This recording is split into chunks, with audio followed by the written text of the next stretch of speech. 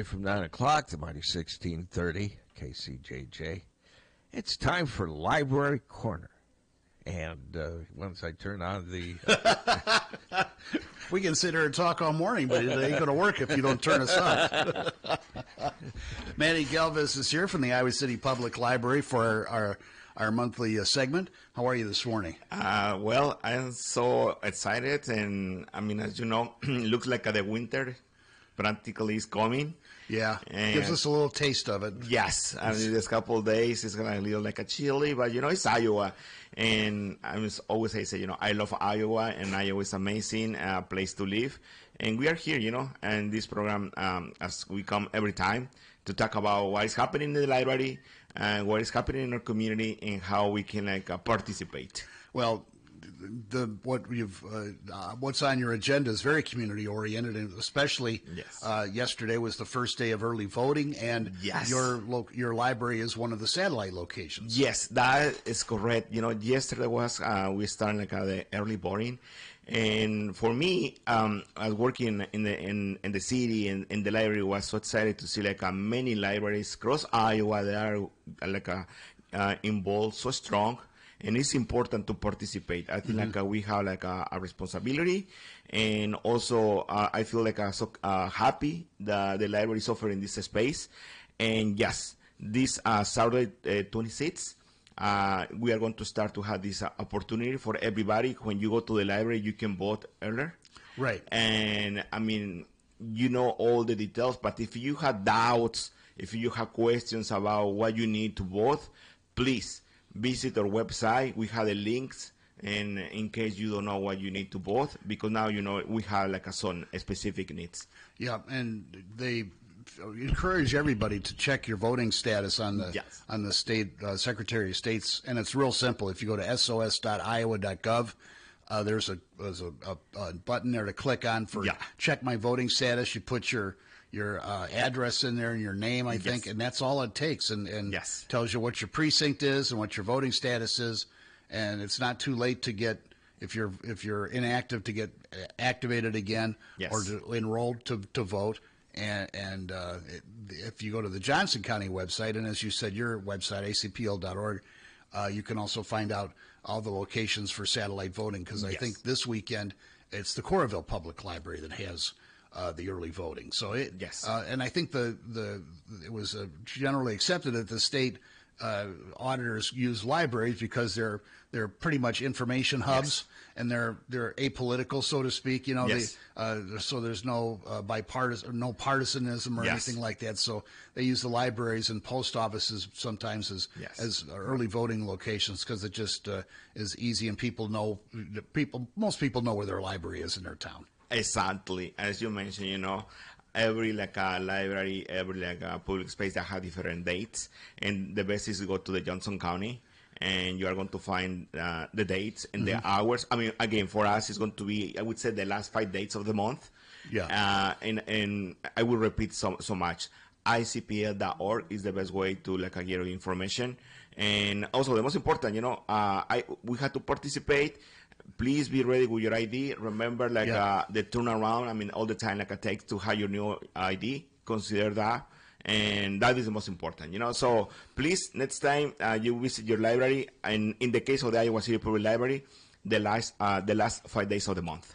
And with the weather changing, we're starting to wrap up the farmers market season, but you still will be appearing at one of them at least. Yes, you know, that was we started this experience to participate in the farmers market with the bookmobile, and the response was tremendous. Hundreds of people. I mean, it's amazing, isn't it? Whole, I mean, I've been to a couple of them, and I was like, it's so cool. Yes. And I've been to ones in different cities too, and they're like real.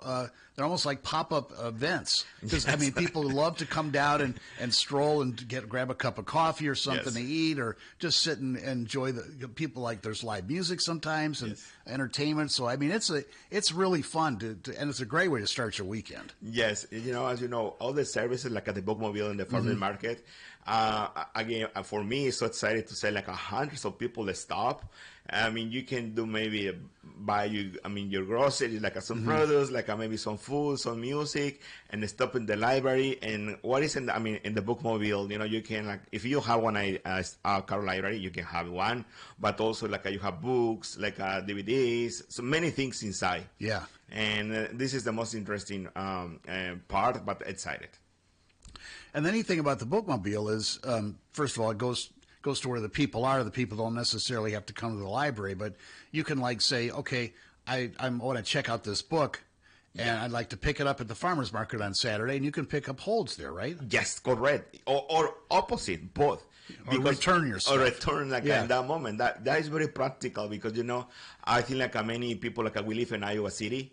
It's a tradition, and the Saturdays, and at least, like, it's like one per month, go to the, like, a farmer's market. Sure. And stop. If you want to pick it up, you can, like, just place and hold, and you are going to say, like, you are going to pick it up in the bookmobile, and you pick it up over there. Mm-hmm. Or drop your book. Yeah. So anyway, just remember, it's October 26th. Yeah. And they'll be there from 8 to 11. Yes. 8 to 11, and this is going to be the last one of the season. And also because, again, winter is coming. Yes. And, of course, we've seen the farmers out there doing their harvesting and, cutting down the corn and the beans and all that stuff. And we've already seen ads here on KCJJ talking about Halloween. Yes. A big fun holiday. Not as serious and intense as Thanksgiving or Christmas, but it's just a kind of a way to blow off steam and have fun. To kind of the unofficial start to the fall and winter season. Yes. Also talking about that, yes, we are going to invite everybody, every member in our community to come to the library. And October 31st, the last day, actually that day is not like a school day. It's like a no school day. Oh, cool. So this is a good opportunity to bring your children, bring everybody as a family to downtown. There's many activities in the library. Last year we have this like parade, and you can bring your children with all the costumes, and we have dozens. Like the library was full of families, and all. Just imagine. All kind of like costumes, and we're invited again. And this time we are going to have a story time. We are going to have bingo. So please go to icpl.org to see all the details. And just as I think, like I can mention, downtown is going to be many places where the whole district is handing out treats for kids. So how cool! You can just kind of cruise downtown through the Ped Mall and stuff, and get free trick or treat candy for your kids. Yes, and I'm sure kids love nothing more than they have two different trick or treat times. Yes, if they can do that one during the day and then go out to whatever city they live in and do their nighttime trick or treating in the neighborhoods. That's more candy for them. Yes, more than 30 businesses. Including the library is going to be candy. So please be ready with costumes and so much fun and so much.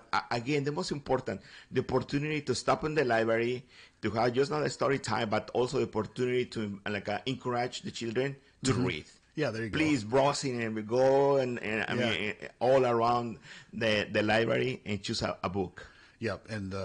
We talk about the bookmobile and the online site and everything, but there is something special about actually walking into the library and seeing just the tremendous selection of books and DVDs and your computer stations and all the other activities. And we mentioned in the newscast about 10 minutes ago that United Nations Day is coming up, and you guys are hosting a panel discussion on, I think, October 23rd regarding international law and so forth. So it's one of the many uses for your meeting rooms. They're used for all kinds of different things. Thank you for mentioning that, because also it's important.